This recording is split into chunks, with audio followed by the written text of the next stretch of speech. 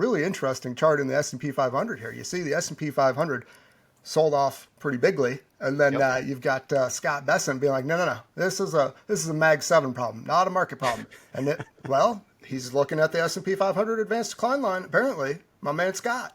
But interestingly, if we pop up the RSP at the same time, it looks just like the S&P 500. So I find that to be pretty interesting, despite the whole big divergence here in the advanced decline line.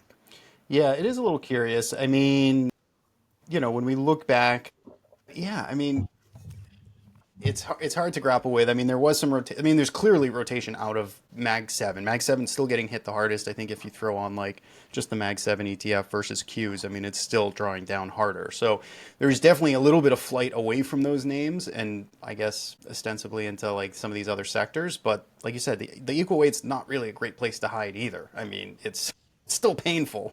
Yeah, absolutely not. But I just count it. You know what? We're counting that as a positive until it's not. Yeah. Until it's not, because coming into the year there were plenty of positives. I've got here.